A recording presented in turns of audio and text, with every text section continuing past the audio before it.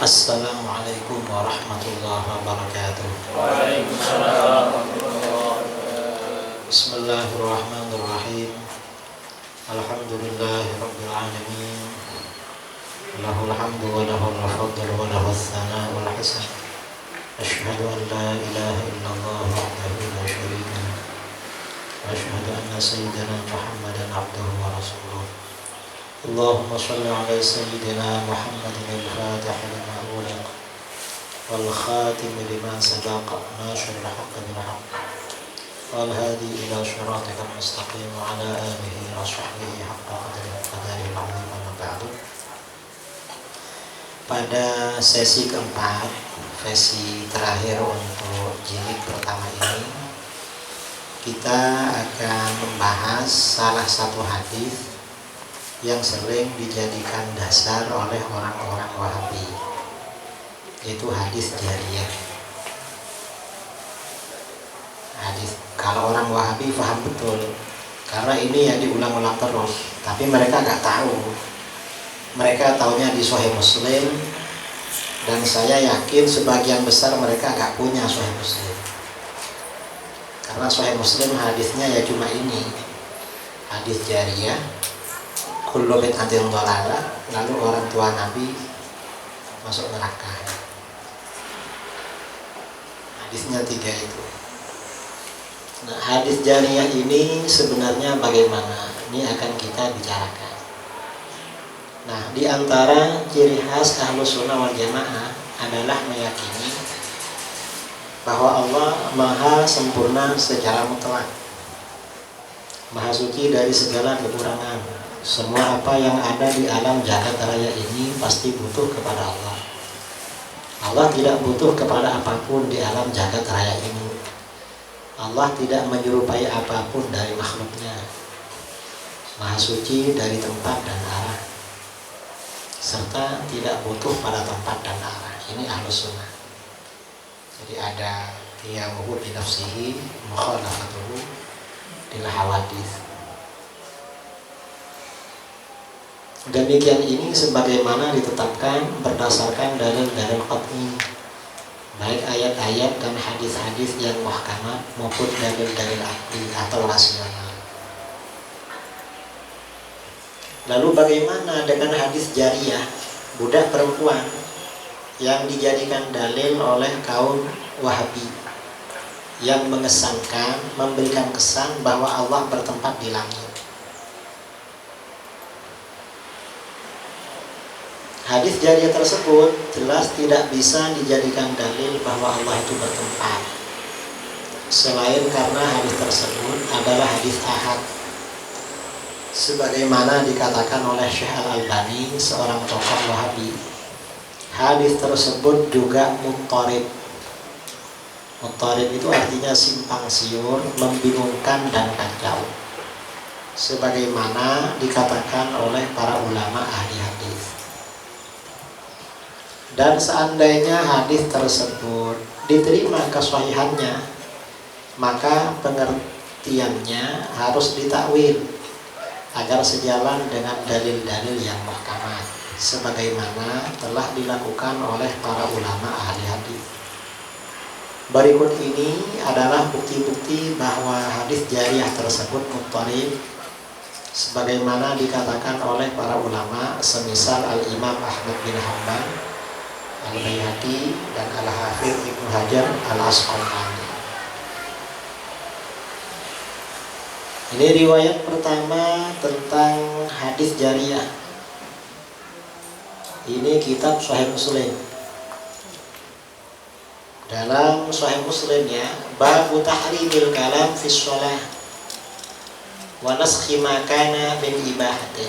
Bab keharaman berbicara di dalam sholat dan menasakh hukum yang membolehkan berbicara.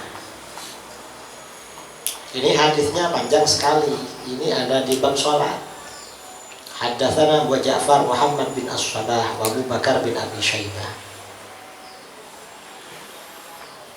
Wa taqaraba fi lafzil hadis. Qala haddatsana Ismail bin Ibrahim an Hajjaj As-Shawwaf an Yahya bin Abi Katsir an Hilal bin Abi Maimunah An Atha bin Yasar an Muawiyah bin Al-Hakam As-Sulami. Ini cerita tentang sholat yang berbicara, sholatnya batal. Lalu di dalam hadis ini di bagian bawah ya, di bagian bawah, wa kana Muawiyah bin Al-Hakam rawinya berkata, wa kanat li jariyatun tar'a ghanaman li qibala Uhudin wal Jawaniyati.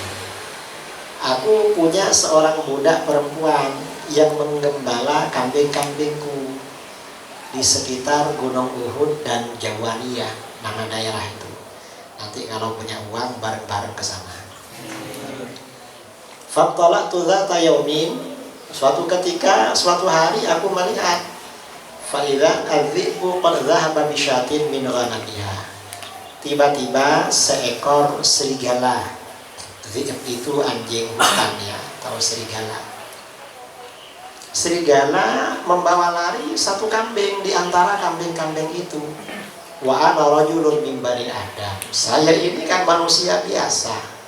Asafu kama yasafu. Saya ini bisa marah seperti orang lain bisa marah. Lakinni sokatuha sokota, tetapi aku menempeleng budak itu. Wah, kok bisa dibawa singa? Tempeleng. Berarti gak kurang pencahayanya. Fa'ataitu Rasulullah SAW. Lalu aku datang kepada Rasulullah SAW. Fa'azzama dzalika alai. Rasulullah menganggap itu dosa besar bagi saya. Qultu, aku berkata, ya Rasulullah, afala wa'tikuha. Rasulullah, gimana kalau aku merdekakan ini? Qala, Rasulullah bersabda, itini biha, bawa dia kemari. Fa'ataituhu biha, aku membawanya. Faqala laha, Rasulullah bersabda kepadanya, aina Allah, di mana Allah? Qala, dia berkata, fis sama, di langit. Qala, man ana, aku siapa? Qala, anta Rasulullah, engkau Rasulullah. Qala, a'tikha fa innaha mu'minah, oh merdekakan, ini berarti orang mukmin. Ini berarti Allah ada di langit. Ini terjemahnya yang tadi. Nah, ini riwayat yang pertama ya. Pertanyaannya, di mana Allah? Jadi riwayat pertama tadi, pertanyaannya, aina Allah, di mana Allah? Dijawab di langit. Kemudian riwayat kedua, ini hadisnya sama. Di dalam kitab Mu'jamus Shahabah karangan Imam Ibnu Qadir, wafat tahun 351, lahir 265. Jadi mengikuti generasi salaf. Ini dalam juz 3 halaman 73. Muawiyah bin Al-Hakam, ini jalurnya sama. Annahu arada itqa amatin lahu sauda. Dia hendak memerdekakan budak hitam miliknya. Fa'ata bihan Nabi sallallahu alaihi wasallam. Faqala laha. Lalu dia membawanya kepada Nabi SAW. Lalu Nabi bertanya kepada budak itu, man rabbuka, siapa Tuhanmu? Nah, ini kan sudah beda dengan tadi. Tadi bertanya, di mana Tuhanmu?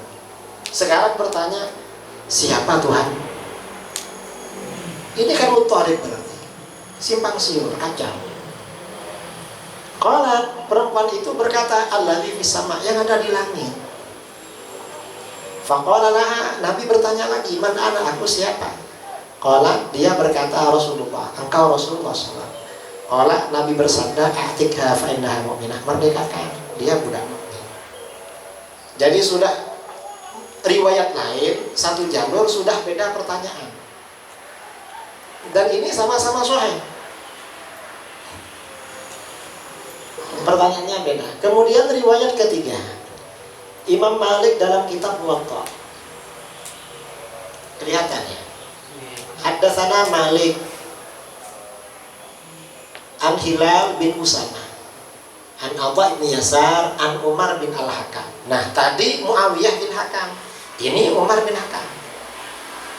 Ini simpang siur berarti.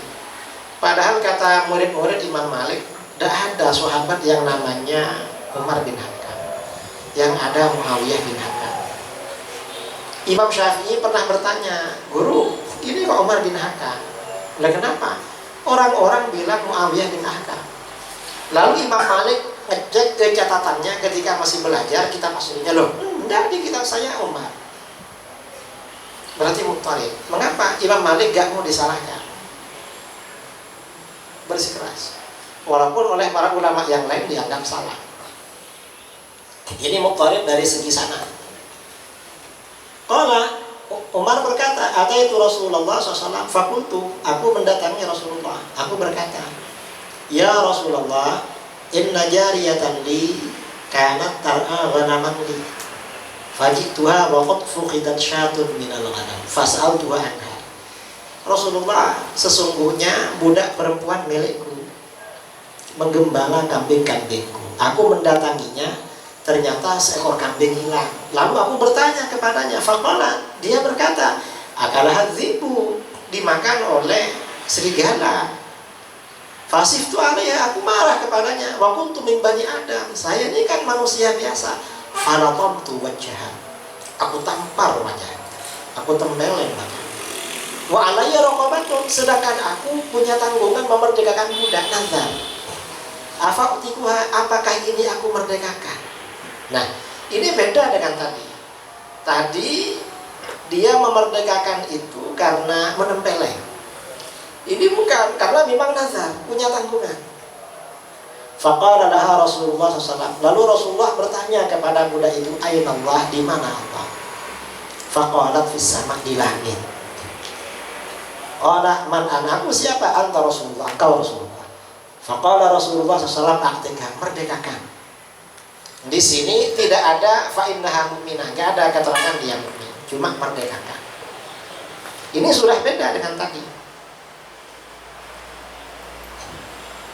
Jadi ada perbedaan versi. Tadi mau memerdekakan itu ya karena menempeleng, merasa bersalah. Ini mau memerdekakan karena punya tanggungan, punya nazar. Padahal jalurnya sama. Ini riwayat ketiga. Riwayat keempat, ini dalam kitab Al-Musannaf karangan Imam Abdul Razzaq bin Hammam As-San'ani. Abdul Razzaq an Ibnu Jurayj qala akhbarani Atha. Tadi kan jalurnya juga dari Atha bin Yasar, dari Muawiyah. Ini dari Atha. Anna rajulan kanat lahu jariyatun fi ghanamin tar'aha. Seorang laki-laki punya budak perempuan yang bertugas menggembala kambing-kambingnya. Wa kanat syata sofiyyin, yakni ghaziratin fi ghanamihi tilka. Dan itu kambingnya itu kambing yang banyak, kambing yang murni, yang banyak ya, di kambing, di antara kambing-kambingnya itu. Farada ayyutiha Nabiyullah SAW. Laki-laki itu bermaksud memberikan kambing yang luar biasa itu kepada Rasulullah. Faja'a as-sabu'u fantaza'a dharaha. Lalu datang binatang buas, lalu mengambil kambing yang paling lemah. Di sini kan dijelaskan binatang buasnya apa. Faghadibar rajul fasaqqa wajha jariyatihi. Laki-laki itu marah lalu menempeleng budaknya. Faja'a Nabiyullah SAW fadzakara dzalika lahu. Lalu dia datang kepada Nabi dan menyampaikan kalau budaknya dia tempeleng. Wa dzakara annaha kanat alaihi raqabatun mu'minatun wa annahu qad hamma ayyaj'alaha iyyaha hina suqaha. Dia menyampaikan bahwa dia punya tanggungan memerdekakan budak mukmin. Nazar. Dan dia bermaksud menjadikan budak itu sebagai nazarnya itu ketika dia menempelengnya. Faqala lahu Nabi SAW. Lalu Nabi bertanya kepada laki-laki itu, bersabda, itini biha, bawa ke sini budak kamu. Fasa'alahan Nabi SAW. Lalu Nabi bertanya kepada dia, atasyhadina alla ilaha illallah, apakah kamu bersaksi tiada Tuhan selain Allah? Ini sudah beda dengan pertanyaan yang tadi. Tadi katanya bertanya Allah di mana. Lalu satu riwayat, siapa Tuhan kamu? Ini malah bertanya syahadat. Ini kan simpang siur namanya. Satu informasi jalurnya satu ke atas, tapi sampai ke bawah versinya berbeda-beda. Mana yang benar ini? Qalat na'am wa anna Muhammadan Abdullah wa Rasuluh. Bahwa Muhammad itu hamba Allah dan Rasulnya. Qalat na'am, ya. Wa annal mauta wal ba'tsa haqqun, sesungguhnya kematian dan bangkit dari alam kubur itu benar. Qala, betul. Wa annal jannata wan nar haqqun, surga dan neraka benar. Qala, nah betul.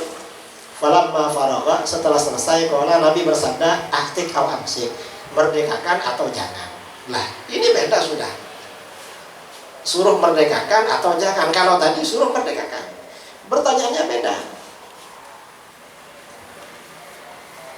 Kultu, aku berkata, asabata hadza, apakah ini memang benar? Qala na'am. Ini apa maksudnya? Katanya gak dimerdekakan. Ini versi yang keempat. Versi yang kelima, riwayat Abdul Razzaq dalam Al-Musannaf. Abdul Razzaq An-Ma'mar an Yahya bin Abi Katsir. Tadi kan jalurnya juga dari Yahya. Cuma Yahya bin Abi Katsir dari Atha. Atha dari Muawiyah. Yang barusan dari Atha gak cerita Muawiyah, tapi langsung bercerita rajulan. Karena Imam Atha ini tabi'in dan berjumpa langsung dengan Muawiyah. Gak disebutkan. Yang ini Yahya. Gimana kata Yahya? Syaqqa rajulun jariyatan lahu. Seorang laki-laki menempeleng budak perempuannya. Faja'a bihan Nabi sallallahu alaihi wasallam yastashiru fi nikah. Lalu laki-laki itu datang kepada Nabi membawanya, minta pendapat untuk memerdekakan karena sudah menempeleng. Faqala lahan Nabi sallallahu alaihi wasallam. Lalu Nabi bertanya, aina rabbuk, di mana Tuhan kamu? Fa asyarat ila sama. Dia memberi isyarat ke langit. Artinya apa? Oh, berarti orang ini gak bisa bicara atau gak bisa bahasa Arab. Mengapa? Karena pakai isyarat. Qala man ana, kamu siapa? Aku siapa? Anta Rasulullah. Qala, Yahya berkata, ahsibu aidan dzakara al-ba'tsa ba'dal maut wal jannah wan nar. Tsumma qala, lalu bersabda, aktikha fa innaha mu'minah, merdekakan, ini mukmin. Ini riwayat kelima. Kemudian riwayat keenam, Imam Malik dalam Al-Muwatta. Riwayat lain ya. Wa haddatsani Malik an Ibnu Syihab an Ubaidillah bin Abdullah bin Utbah bin Mas'ud anna rajulan minal ansar jaa ila Rasulillah sallallahu alaihi wasallam bi jariyatin lahu sauda. Seorang laki-laki Ansar datang kepada Nabi sallallahu alaihi wasallam membawa budak hitam. Faqala, maka dia berkata, ya Rasulullah, inna alayya raqabatan mu'minatan fa in kunta taraha mu'minah utiquha. Saya ini punya nazar, punya tanggungan budak mukmin. Kalau menurut engkau budak ini mukmin, beriman, aku merdekakan. Faqala laha Rasulullah SAW. Rasulullah bertanya kepadanya, atashhadina an la ilaha illallah, apakah kamu bersaksi tiada Tuhan selain Allah? Qala na'am ya. Qala atashhadina anna Muhammadar Rasulullah, apakah kamu bersaksi bahwa Muhammad Rasulullah? Nah, atuqini nabil ba'tsi ba'dal maut, kamu meyakini hari kebangkitan setelah mati? Qala na'am.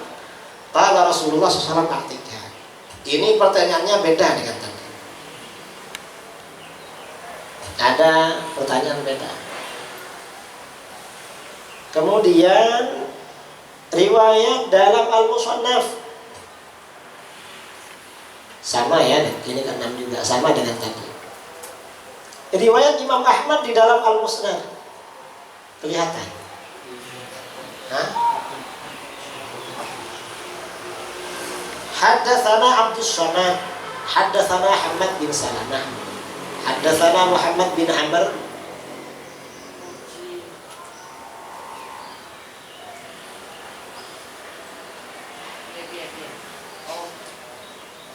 bin Amr an Abi Salamah anis Syarid, dari sahabat Syarid, anna ummahu awsat ayyutiqu anha raqabatan mu'minah, bahwa ibunya berwasiat agar dimerdekakan budak perempuan untuk dimerdekakan budak beriman untuknya. Fasa'ala Rasulullah sallallahu alaihi wasallam. Lalu Syarid bertanya kepada Rasulullah tentang itu. Faqala, Syarid bertanya, inti jariyatun sauda nubiyatun afautiha. Rasulullah, saya ini punya budak hitam, budak berkulit hitam berkebangsaan Nubiyah. Nubiyah itu suatu bangsa di daerah selatan Mesir, bukan orang Arab. berarti gak ngerti bahasa Arab. Apakah saya merdekakan Rasulullah? Faqala, Rasulullah bertanya, iti biha, bawa ke sini. Dibawa. Fada'autu fajat, maka aku manggilnya, maka dia datang. Faqala, Rasulullah bertanya, man rabbuka, siapa Tuhan kamu? Qala Allah, Allah. Ini pertanyaannya beda, tapi siapa Tuhan? Jawabannya Allah. Ini sahih juga ini ya. Ini isnaduhu sahih. Itu musnadnya ada di situ. Musnad Imam Ahmad bin Hanbal, kurang besar tulisannya. Karena ini scan kan. Kitab itu saya scan. Kadang ambil di PDF. Karena ini kan kitab bertengkar dengan Wahabi. Kalau nggak begitu ya kurang percaya. Ini versi ke-8 Musnad Ad-Darimi. Akhbarana Abul Walid At-Tayalisi, haddatsana Hamad bin Salamah an Muhammad bin Amr an Abi Salamah. Hadis Syarid qala, Syarid berkata, ataitu Nabiyya sallallahu alaihi wasallam faqultu inna ala ummi raqabatan wa inna indi jariyatan sauda nubiyatan afatujzi'u anha. Rasulullah, ibu saya ini punya tanggungan memerdekakan budak. Saya punya budak perempuan dari Nubia. Apakah cukup dimerdekakan? Qala ud'u biha, panggil ke sini. Faqala, Nabi bertanya, atashhadina alla ilaha illallah. Apakah kamu bersaksi tiada Tuhan selain Allah? Ini dari semua versi banyak perbedaan ini. Ini baru 8 yang kita sampaikan. Masih ada versi yang lain. Kesimpulan hadis jariyah tersebut ya, hadis Muslim dari Imam Muslim kepada penerima pertama ini 7 jalur, 7 tingkatan. Latar belakang memerdekakan karena telah menempeleng. Pertanyaan Nabi, di mana Allah? Merdekakan karena ia beriman. Ibnu Qani, pertanyaan Nabi tidak ada keterangan mengapa dimerdekakan. Pertanyaan Nabi, siapa Tuhan? Marabbuka. Imam Malik, karena telah bernazar. Pertanyaannya, di mana Allah? Abdul Razak telah bernazar. Pertanyaannya, apakah bersyahadat kamu? Atashhadin. Abdul Razak lagi, di mana Tuhan? Imam Malik, apakah bersyahadat? Imam Ahmad meriwayatkan, siapa Tuhan? Ad-Darimi meriwayatkan, apakah bersyahadat? Nah, ini artinya apa?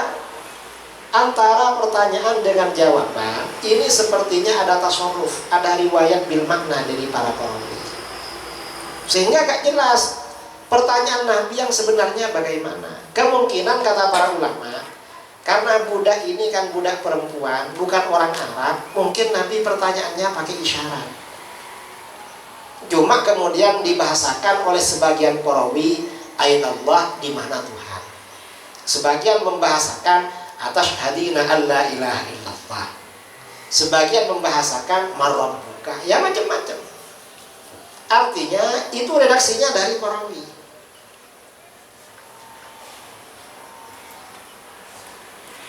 Nah, ini namanya muttarib ya. Imam Nawawi dalam takrib bersama dengan tadribur rawi menjelaskan hadis muttarib, hadis kacau, membingungkan dan simpang siur adalah hadis yang diriwayatkan dengan beberapa keterangan yang berbeda dan berdekatan.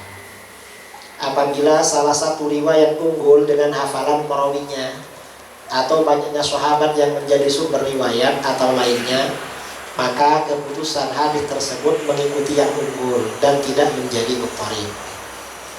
Karena kekacauan dapat melemahkan hadis, karena memberikan indikasi tidak akurat. Ini yang muttarib tadi. Nah, ini siapa yang mengatakan muttarib? Yang mengatakan muttarib kacau. Ini bukan kita, ini kata Wahabi. Siapa? Gak ada yang bilang muttarib loh. Kok gak ada? Ini Imam Ahmad dalam kitab As-Sunnah, riwayat Al-Khalal.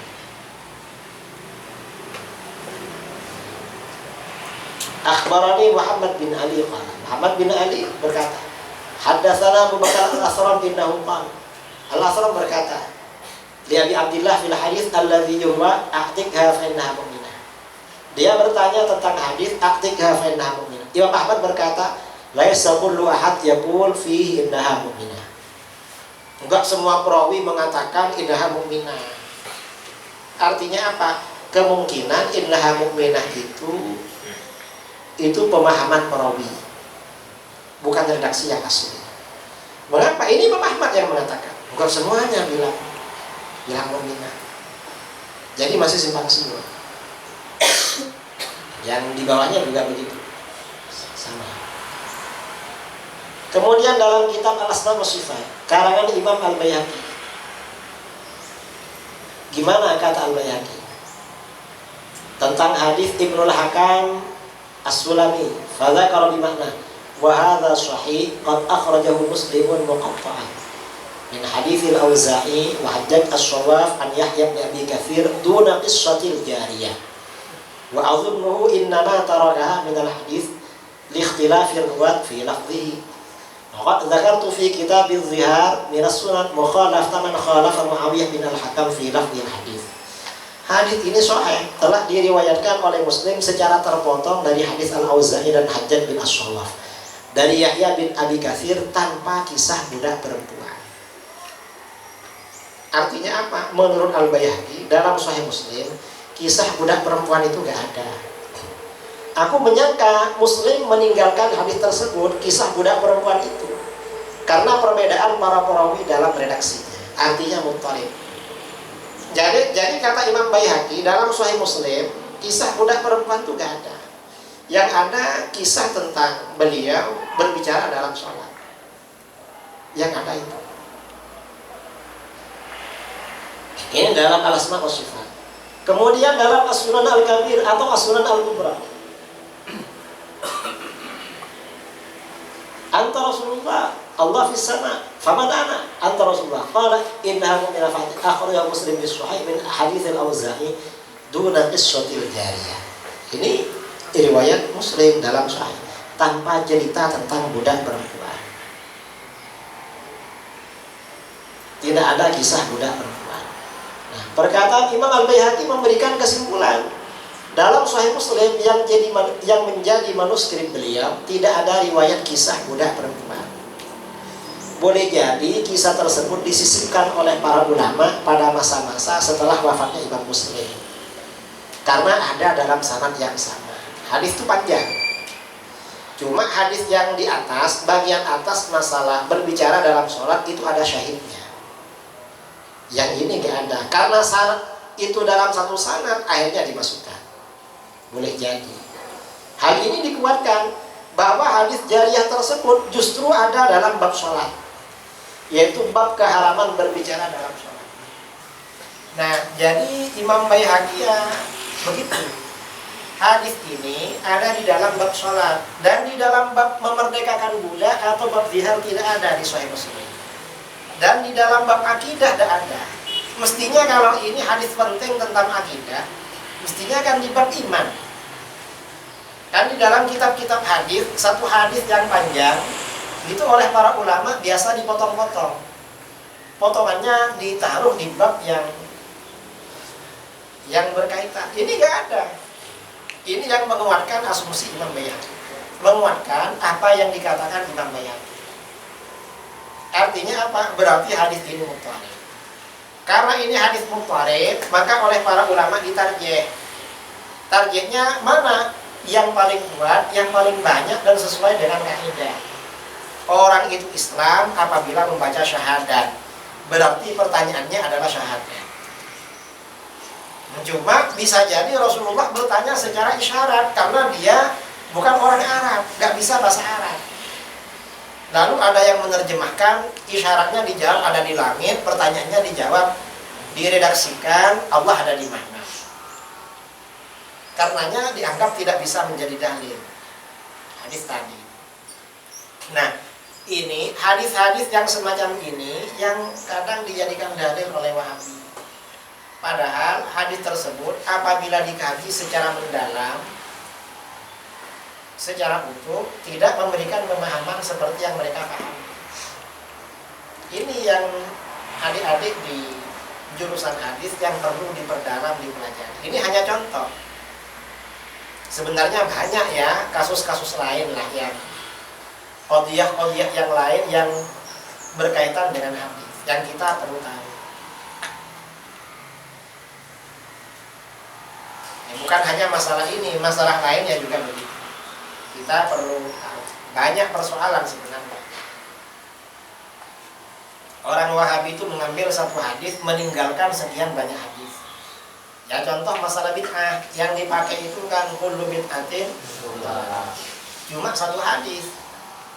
Lalu menolak bid'ah hasanah. Padahal para ulama yang menerima bid'ah hasanah hadisnya lebih 300.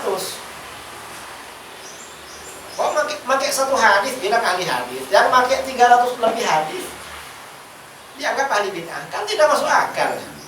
Nah, mestinya yang memakai semua ini kan yang ikut ahli hadis. Cuma karena yang diambil oleh mereka ini kan hadis-hadis yang literal, yang hanya zahir-zahir begitu.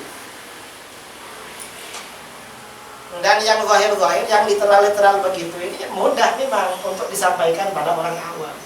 Karena tidak bersifat teoritis. Nah, orang awam itu kalau hal-hal yang bersifat teoritis kan berat mengerti. Ini yang dijadikan landasan oleh orang-orang.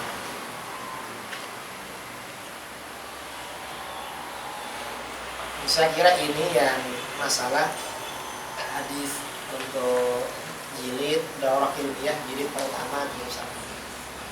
Nah, mudah-mudahan panjang umur lah. Bisa daurah lagi dan lebih spesifik lagi. Karena ini kan pembukaan pertama kali, maka dari awal dari tadi kan umum-umum yang kita sampaikan umum-umum, tidak terlalu mendalam. Ini hanya praktek, hanya salah satu praktek yang perlu kita tahu. Ya mungkin nanti perlu lebih mendalam lagi.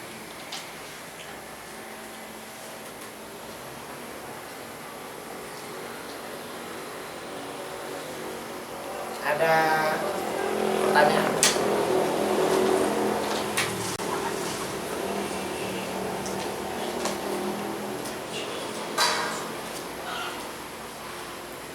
Ada soal? Silakan, ini ada waktu 15 menit. Silakan. Tadi bismillahirrahmanirrahim. Assalamualaikum warahmatullahi wabarakatuh. Waalaikumsalam. Wow, disebutkan bahwasanya kitab Sahih Muslim dijelaskan bahwasanya ada satu hadis yang menjelaskan mengenai aina Allah, di mana Allah.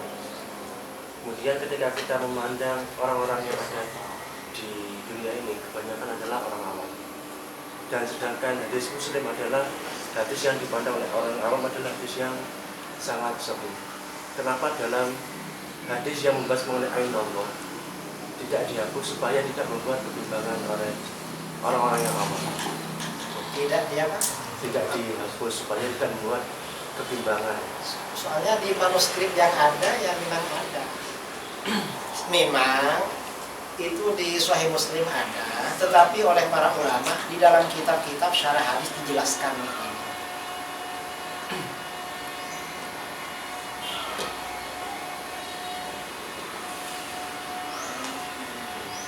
Maknanya dijelaskan, takwilnya itu dilakukan takwil oleh para ulama.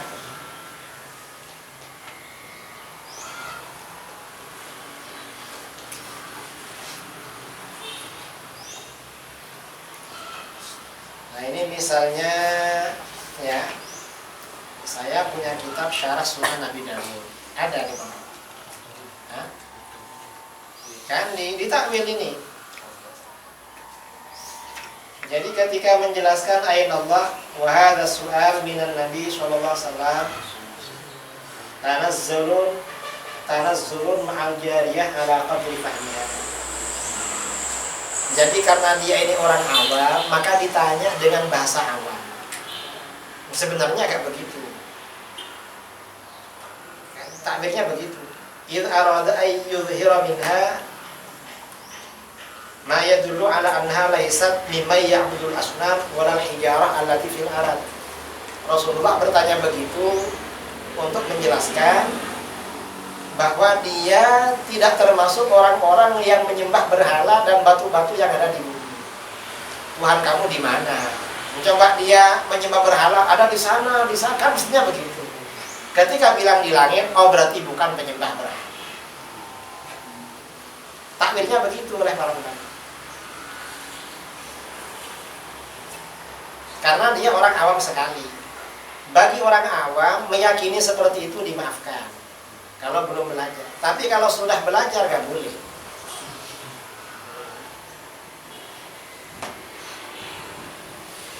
Kalau dulu, walaupun masyarakat awam itu paham wujud kitab bakal. Dulu kan saya masih kecil ya. Masih kecil itu di kampung-kampung belum ada listrik. Kalau kamu lahir mungkin sudah ada listrik. Dulu PLN itu belum masuk kampung. Kadang masjid musola itu pengeras suaranya pakai aki. Kalau pas gak ada akinya ya mati. Dulu sebelum sholat zikir wujud kitab bakal. Kadang abda ubis, kadang ya astagfirullah. Itu zikir jam bakal. Mengapa? Untuk memanggil orang agar berjamaah. Karena nggak pakai speaker, zikir bareng begitu. Orang sekitar agar naik ke musola atau ke masjid. Nah, kemudian zikir-zikir itu oleh kiai-kiai dulu diterangkan. Apa yang dimaksud qiyamuhu bi nafsihi, apa mukhalafatuhu bil hawadits. Jadi orang dulu tuh ngerti kalau Allah tidak bertempat.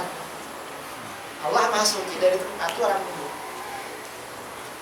Saya punya saudara perempuan, gak pernah mondok, gak pernah ngaji, tapi kisah nabi-nabi itu hafal. Mengapa? Dari orang tua dulu diceritakan. Katanya Nabi Yusuf kan ya gini katanya. Oh tahu. Dia tuh persis dengan kita. Kadang sudah mondok gak hafal kisah nabi-nabi. Mengapa ya? Mungkin kurang ngerek, kurang perhatian. Nah, orang dulu itu kan sederhana tapi masuk.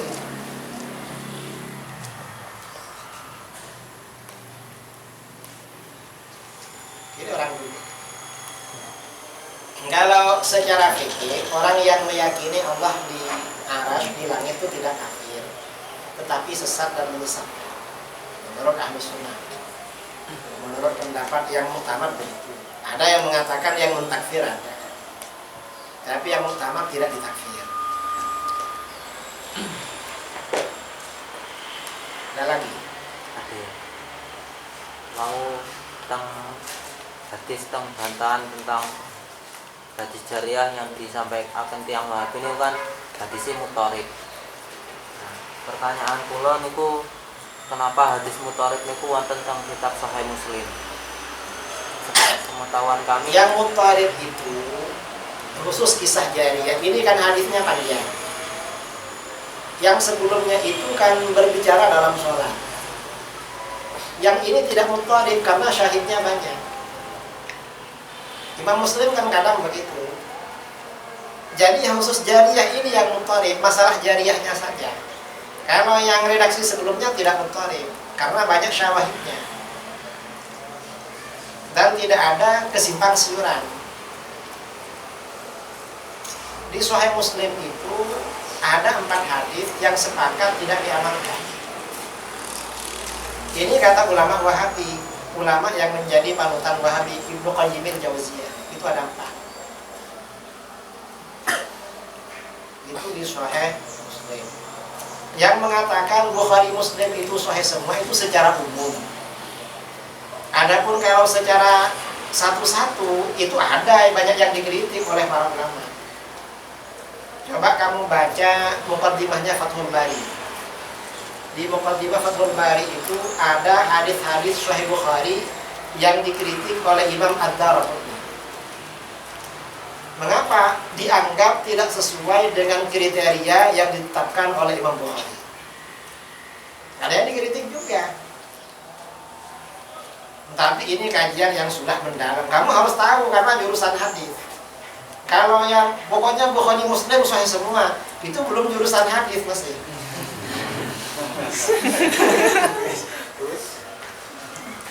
Kalau sudah kuliah harus beda lagi pengetahuan.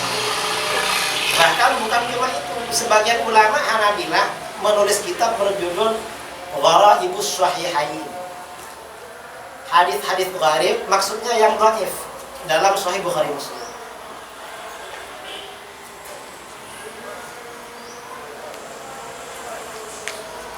Coba baca di Muqaddimah Fathul Bari Hadis Sari. Walaupun kritikan Imam Ad-Darqutni itu banyak dijawab oleh Al-Hafidz Ibnu Hajar.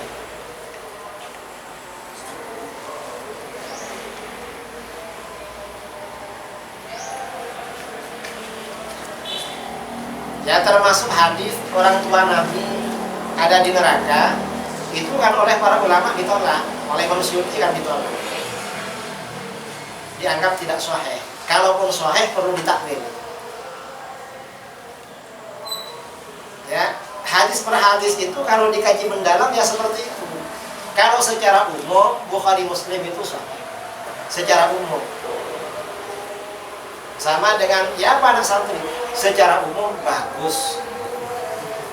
Ya kalau satu persatu ya beda, ada yang suka tidur, suka apa gitu.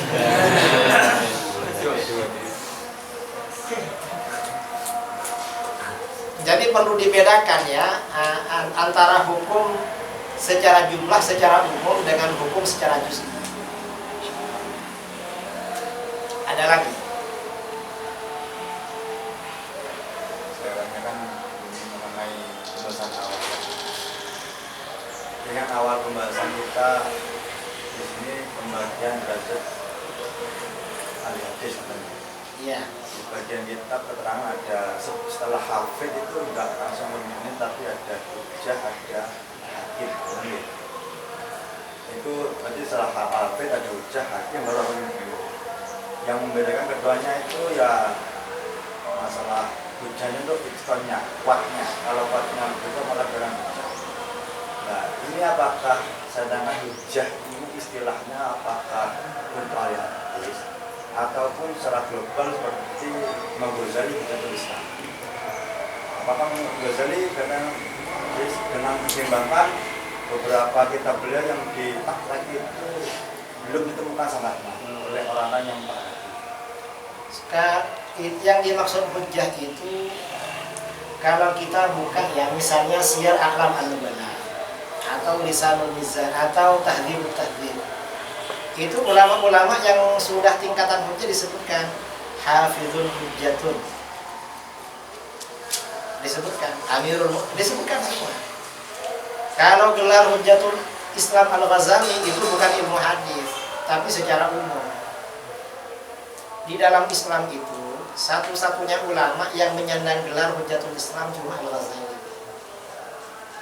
Mengapa? Karena musuh-musuh Islam yang sangat berat begitu, Imam Al-Ghazali menghadapinya sendirian dan beliau menang. Terutama yang dihadapi Imam Ghazali itu falasifah, ahli filsafat. Sebelum masa Imam Ghazali, ahli filsafat ini ya mungkin kalau sekarang orang liberal gak bisa dikalahkan. Imam Ghazali ini diantaranya masalah filsafat. Imam Ghazali ini kan mengalahkan ahli filsafat itu belajar atau tidak. Beliau bercerita di dalam kitabnya Al-Munqidh Minadh Dhalal, mempelajari kitab-kitab falasifah itu 2 tahun. Dan itu pun belajarnya di sela-sela kesibukan yang lain, di sela-sela mengajar dan mengarang. Setelah dapat 2 tahun, beliau menulis kitab filsafat berjudul Maqasidul Falasifah, pokok-pokok ajaran filsafat. Begitu menulis kitab Maqasidul Falasifah, para ahli filsafat gabung dengan beliau. Mengapa? Ini ada orang ahli filsafat hebat sekali, selevel dengan ahli filsafat sebelumnya. Ini hebatnya Ghazali. Setelah para ahli filsafat ini tunduk semua pada beliau, mengakui kepakaran beliau dalam filsafat, maka Imam Ghazali kemudian meruntuhkan filsafat dari dalam, menulis kitab berjudul Tahafutul Falasifah, keruntuhan para ahli filsafat. Disalahkan semua. Sejak masa itu filsafat ini langsung terkapar. Habis. Karena ini penyakit yang luar biasa. Imam Ghazali yang menyembuhkan. Karenanya beliau menyandang gelar Hujjatul Islam. Nah, kalau hadis-hadis di dalam kitab beliau yang tidak ditemukan sumbernya, apakah beliau hujjah? Itu tidak ada hubungannya. Orang-orang Wahabi mengkritik kitab Ihya karena katanya banyak hadis dhaifnya. Ada hadis yang la asla lahu. Kitab Ihya itu hadisnya lebih 4.000. Sahih Muslim itu kalau dengan yang diulang-ulang nggak sampai 4.000. Itu pun yang dikritik apa berarti Sahih Muslim ditolak? Kan enggak. Dan dari sekian ribu hadis di dalam kitab Ihya, yang muttafaq alaih Bukhari Muslim itu banyak, yang dhaif ada, yang la aslalahu, yang diklaim maudhu itu hanya sekitar 21. Coba serekor. Loh, dari sekian ribu cuma 21. Dan ini memang bukan kitab hadis, kitab tasawuf. Dan walaupun hadis itu la aslalahu, tapi persoalan yang beliau dalilkan sudah ada dalil lain yang sahih. Seandainya hadis itu nggak dipakai nggak masalah sebenarnya. Artinya ya nggak masalah sebenarnya itu, dan itu wajar. Wong kitab Abu Dawud, Tirmidzi, Ibnu Majah, Nasai yang maudhu itu ada, itu kitab hadis. Ini cuma dibesar-besarkan. Jangan baca kitab Ihya, itu kitab sesat. Mengapa ada hadis maudhunya loh? Kalau karena ada alasan ada hadis maudhunya, nah, kitab-kitab hadis yang maudhu juga banyak. Di Musnad Ahmad yang dhaifnya banyak. Bahkan yang dianggap maudhu sebagian ulama juga ada. Apa berarti Musnad Ahmad? Jangan pakai Musnad Ahmad. Gak bisa. Ini orang nggak paham. Coba kan di sini kan dikaji kan kitabnya. Coba kitabnya yang ditakhrij oleh Al-Iraqi, yang muttafaq alaih itu berapa? Yang riwayat yang dhaif berapa? Yang la berapa? Itu cuma 21 yang la asla lahu. Kok cuma 21 dari sekian ribu terus dibilang kitab Ihya gak bisa dipakai? Gak bisa seperti itu. Imam Iraqi melakukan takhrij karena kitab Ihya ini kitab penting. Sekelas Al-Iraqi ini gurunya Ibnu Hajar.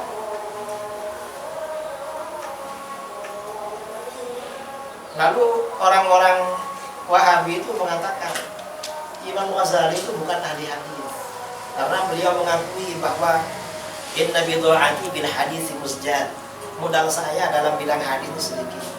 Ini maksudnya Imam Ghazali itu bukan ahli hadis kalau dibandingkan Imam Bukhari, Muslim, dibandingkan itu. Kalau dibandingkan kita bukan apa-apa. Jangan dibandingkan dengan kita, jangan dibandingkan orang sekarang. Di kitabnya di Ihya itu ribuan hadisnya. Masa orang menulis kitab tasawuf lalu hadisnya lebih 4.000, orangnya bukan ahli hadis? Kan nggak mungkin kan? Jadi jangan salah paham ya. Misalnya ada ulama, saya ini kalau hadis ke ahli, itu maksudnya dibandingkan para hufad, itu maksudnya. Ya, kalau dibandingkan ya orang-orang sekarang ya jauh itu, bukan bandingannya, bukan perbandingannya. Karena kadang-kadang karena di dalam kitab Tabaqat Syafi'iyah atau di mana Imam Ghazali mengakui saya bukan ahli hadis, loh berarti Imam Ghazali ini tak alim ilmu hadis. Itu maksudnya perbandingannya dengan saya. Jangan salah paham. Ada lagi? Ya. Tadi kan hadis yang berjamakan dalam 16 poin ya, dalam 16 poin. Yang kemudian kalau kita pahami secara konsep awal tadi beda makanan dengan ini persyaratan gitu. Enggak terlalu berat, bisa dinaungi dengan hadis yang awal dengan niat ikhtiar gitu. Nah, saya tanyakan ketika 16 poin tadi itu apakah juga berdasarkan 4 syarat ini sesuai dengan hukum awal? Tidak semuanya. Yang beberapa syarat itu kan hanya itu fadhilul a'mal ya. Kalau seperti tarikh, seperti apa, malah kan lebih longgar yang terakhir. Wal ya'lamit talibu an-nasiyara tajma'u ma sahha wa ma maqbura. Yang mungkar termasuk yang badal, yang mubdal, itu dipakai semua. Pokoknya selama tidak mau untuk dipakai kalau yang disirah. Itu ya macam-macam. Tak semua persyaratan ini. Coba baca di apa namanya? Jadi syarah kitab-kitab mustalah, kita dari Purwawi atau yang di tadbik ya, tadbiknya para ulama seperti di Usdul di apa? Al-Iswabah fi Tamyiz Sahabah. Tadi kan ada keterangan. Atau Isti'ab Asmaul Ashab karangan Ibnu Abdul Bar. Itu juga dijelaskan. Dan beliau Ibnu Abdul Bar ini sangat menerima riwayat-riwayat sangat dhaif kalau dalam sejarah. Mengapa? Kalau cerita orang biasanya gak lupa, ingat. Beda kalau dengan teori. Kalau teori-teori ini mudah lupa. Kalau cerita itu mudah ingat. Karena orang senang dengan cerita. Makanya sirah itu diterima. Kalau sudah. Ada lagi. Karena sudah jam 4 ya, ini ya. Nyala lagi. Biasanya baca doa apa?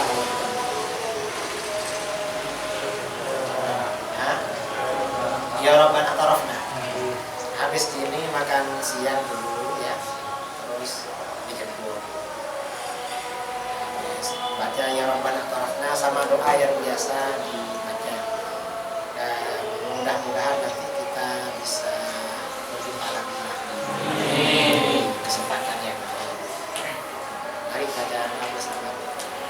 Bismillahirrahmanirrahim. Ya Rabbana tarafna bi annana tarafna wa annana asrafna ala lata asrafna fatub alaina taubatan silu kulla hauba wasur lana awrati wa amin rawati waghfir li walidina rabbi wa mauludina wal ahli wal ikhwani wa sairil khilani wa kulli dhi mahabba aw jiratin asubba wal muslimina ajma amin rabbi asma' fadla wa juda manna la bintisabi minna bil mustafa rasuli nahda bi kulli suhli salla wa salam rabbi alaihi adal habbi wa alihi wa sahbihi idada tasisumbi walhamdulillahi fil badri wa tanahi walhamdulillahi fil badri wa tanahi.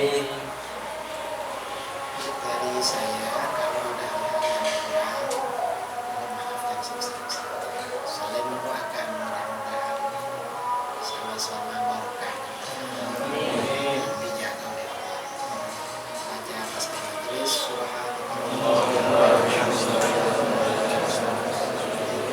Assalamualaikum. Waalaikumsalam.